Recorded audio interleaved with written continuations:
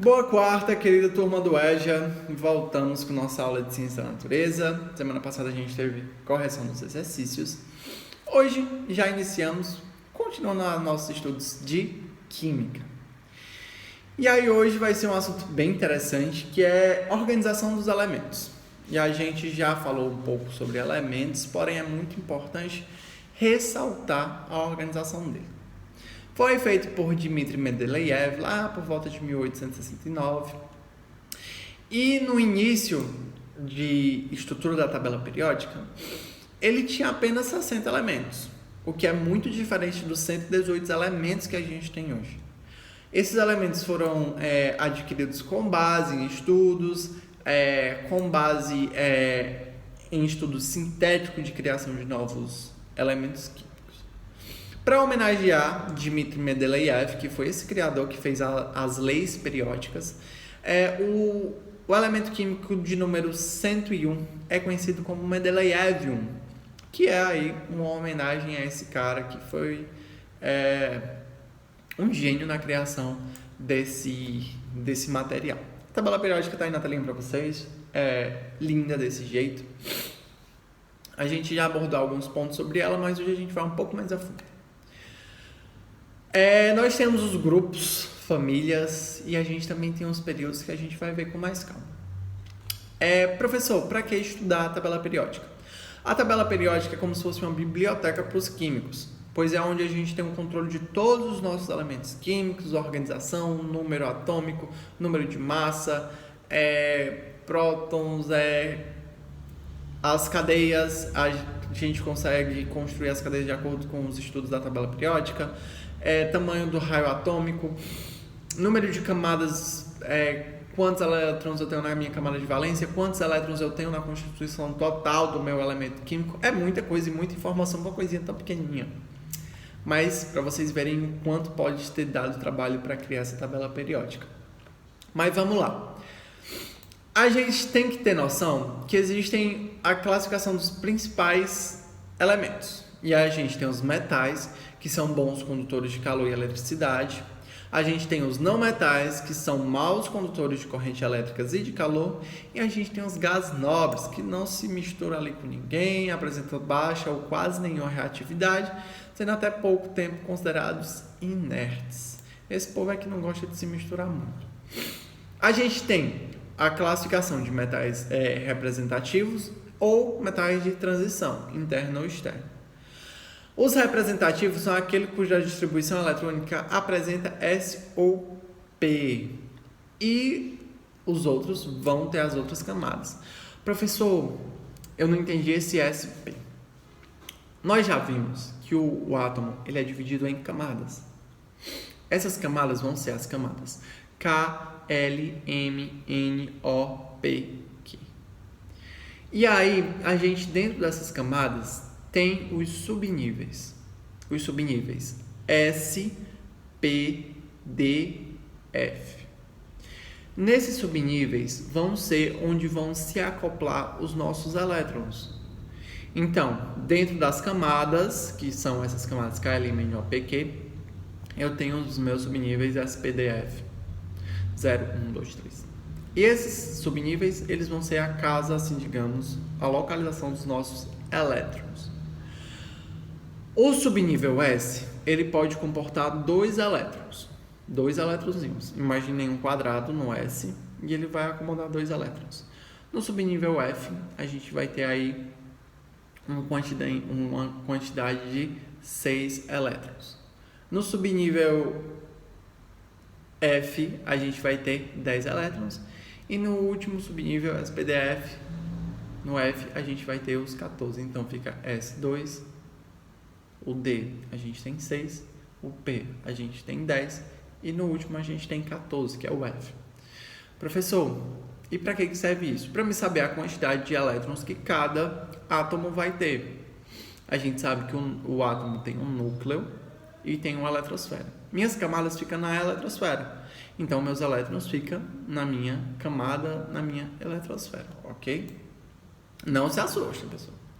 Mas vamos lá ver cada um dos grupos. A gente tem um grupo dos metais alcalinos, que são esses elementos Muito reativos, principalmente com a água. Essa reatividade aumenta conforme aumenta o raio atômico, ou seja, quanto maior o raio atômico, mais ele vai estabelecer ligações, vai reagir com o meio. Eles são bons condutores de eletricidade e formam bases fortes. São sólidos em temperatura ambiente, apresentam brilho quando exposto ao ar e oxidam facilmente. São utilizados na iluminação em caso de lâmpadas de sódio, na purificação de metais, na fabricação de sabão, sendo o grupo como gorduras. Combinados, no caso, com gorduras. Professor, vem cá, mas me diz aí para que eu preciso estudar esses elementos químicos e essa tabela periódica. Porque a gente vai começar a formar moléculas. A gente vai começar o estudo de ligações químicas. Porém, antes da gente estudar essas ligações químicas, para saber como é que forma algo maior do que moléculas, a gente precisa entender como cada elemento químico se comporta. Professor, quer dizer que a gente vai estudar 118 elementos químicos? Não. A gente vai estudar as famílias de cada um deles e vai ver onde cada um está alocado. Primeira família, segunda família, terceira família. Para isso, eu preciso saber as características das minhas famílias, porque sabendo as características das minhas famílias, eu vou saber as características dos meus elementos. Belezinha? Continuando, já vimos da primeira. Segunda família, são os metais alcalinos terrosos. Possuem esses números por serem geralmente encontrados na Terra, são bastante reativos, porém menos que os metais da primeira família. Também são elétrons positivos e são mais duros e densos que os metais alcalinos. São utilizados em ligas metálicas, como o caso do berílio, na composição de gesso e mármore, como o caso do cálcio, e nos fogos de artifício, como o magnésio e estrôncio. No grupo 16 são os calcogênios. A família 6 é formada por calcogênio. São os elementos desse grupo que recebem esse nome devido aos significados formadores de cobre. Nesse grupo pode-se perceber fácil, analisando todos os elementos do grupo presentes de característicos metálicos e não metálicos. Os elementos mais importantes do grupo são o oxigênio e o enxofre, sendo os primeiros os gases utilizados inclusive na nossa respiração, e o enxofre é responsável inclusive pelo fenômeno da chuva ácida, que é causado pela poluição.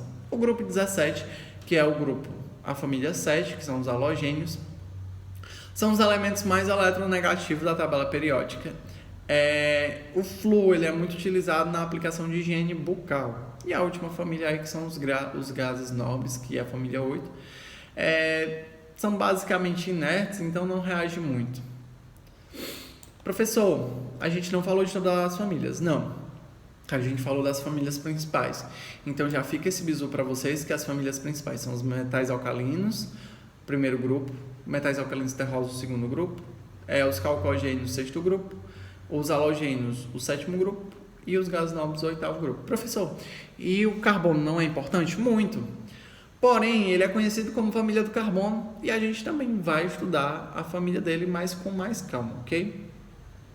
O que é que vocês precisam saber da tabela periódica também? Que as linhas horizontais,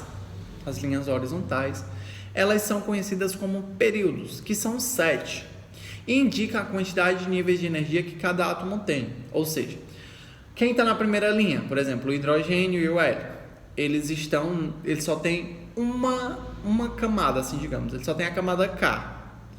Já quem está na segunda família, segundo período, que no caso vai ser o lítio, berílio, o bromo, o carbono, o nitrogênio, o oxigênio, o flúor, eles só vão ter aí, no caso, as queridas duas camadas, K e L.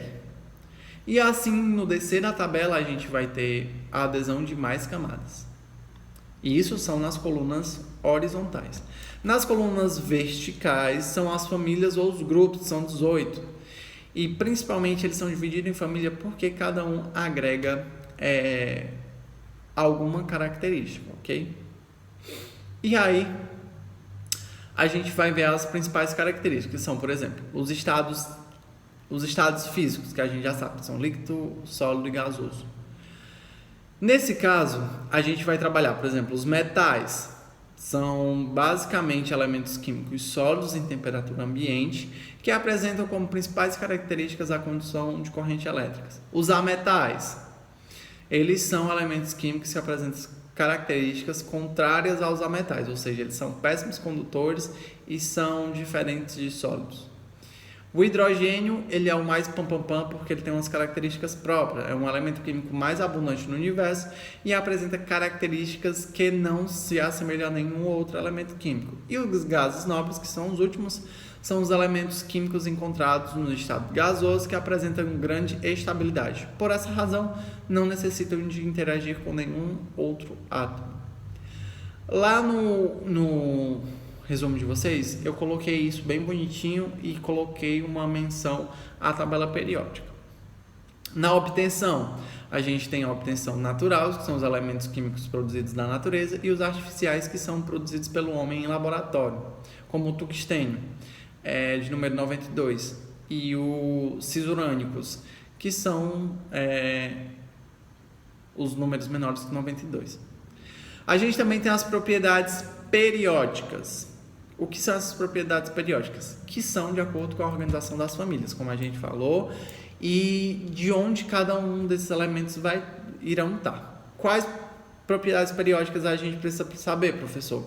A gente precisa saber do raio atômico, que é a propriedade referente ao tamanho do átomo do elemento químico.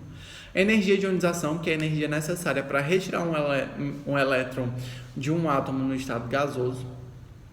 Eletronegatividade, que é a capacidade de atrair elétron para si. Eletroafinidade, que é a energia liberada por um átomo gasoso quando recebe um elétron. Eletropositividade, capacidade de um átomo tem de liberar elétrons das suas ligações.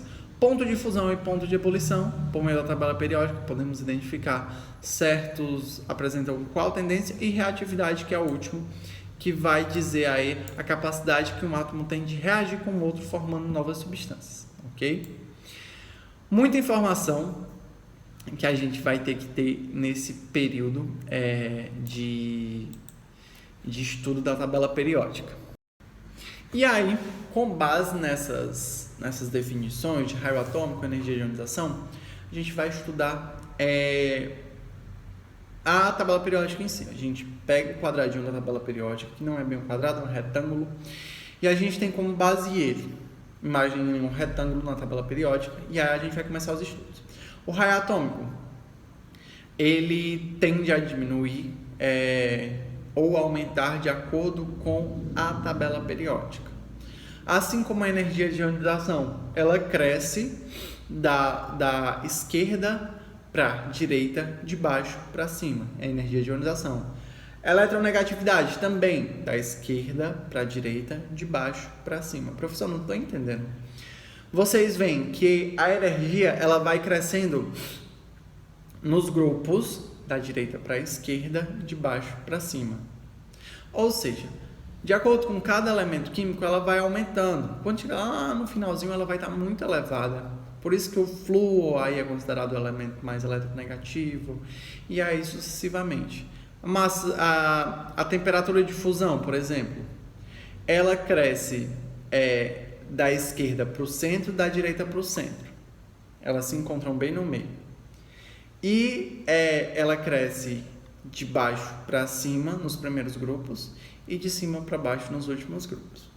São algumas definições que a gente vai ter um estudo mais ampliado sobre eles, ok? Não precisa se assustar inicialmente. O que é que vocês têm que sair sabendo de hoje da aula? Essas definições de quais são as principais propriedades periódicas. Então, deem uma lida com carinho no material que eu enviei, fora o que eu já falei. O que são períodos, o que são famílias, quais são as principais famílias. Deem uma olhada na tabela periódica, estudem mais a fundo. Estou mandando vários modelos de tabela periódica para vocês darem uma olhada. Olhem com carinho a família dos metais alcalinos, metais alcalinos terrosos, família do bromo, carbono, e vão se acostumando um pouco mais com ela. Quando for na próxima aula, a gente já vem com mais conteúdo sobre a tabela periódica, fecha esse assunto e inicia ligações químicas, ok? Então, um forte abraço para vocês, estudem com carinho e façam um exercício.